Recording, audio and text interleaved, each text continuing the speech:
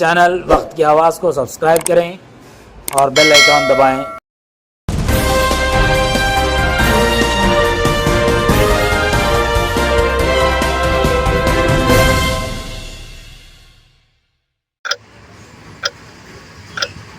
Views that has been just now laid down by my honorable colleagues, and I just want to add on it that if you happen to see these amendments, number one, these amendments which the government has proposed, the Modi government, they are not to save the Waqf properties but to demolish and finish off the whole Waqf properties.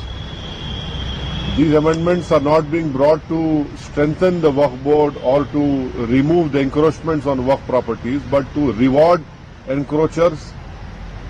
And thirdly, according to the Islamic principles and law, Waqf is like a prayer for Muslims. It is not a physical prayer, but it is a prayer for us. By bringing these amendments, you are denying us our prayers. So this is the whole intention of the government, to superimpose the Hindutva ideology on the Waqf board.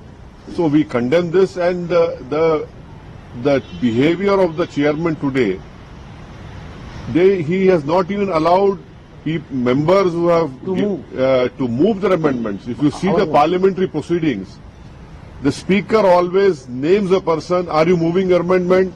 Yes, sir. Then 1 minute is given by the honorable speaker to explain why you are moving the amendment. But here we have seen the honorable Mr. Chairman has become not only the mover but also mover of my amendment. And then he's raising his hand to oppose my amendment. This is a joke. Give the announcement. Rejection. My amendment, I am not moving, he is moving.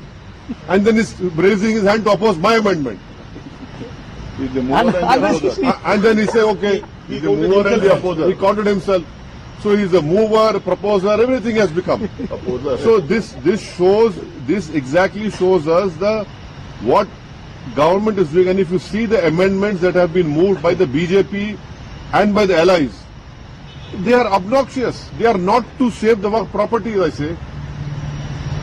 And it is very surprising and shocking that Mr. Chandrababu Naidu, Mr. Nitish Kumar and Mr. Chirag Paswan, though they are part of BJP, supporting Mr. Modi's party, but you are supporting these obnoxious amendments which will destroy the whole Waqf property. You know, someday they will have to come back to the people. Right now they are having their political honeymoon. But as you rightly know, that this great country of ours has seen many political honeymoons. And then you have political lunar eclipse, solar eclipse will happen for them also. I am very surprised and shocked that all these three allies have supported these amendments, and we strongly reject what has happened today. And please remember that tomorrow the draft report will be shared to us. How is it humanly possible for all the members representing different political parties to read 500 pages? That draft report will not be less than minimum 400 to 500 pages. And by 29th we have to give, if we don't agree with that report. How is it possible? What is this? You are making a mockery of the parliamentary system.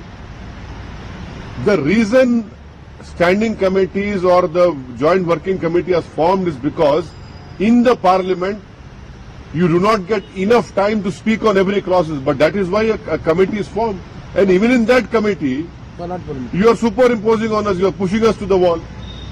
So this whole behavior of what has happened today and what has happened in the last 6 months, it is completely uncalled for. It is not good for democracy.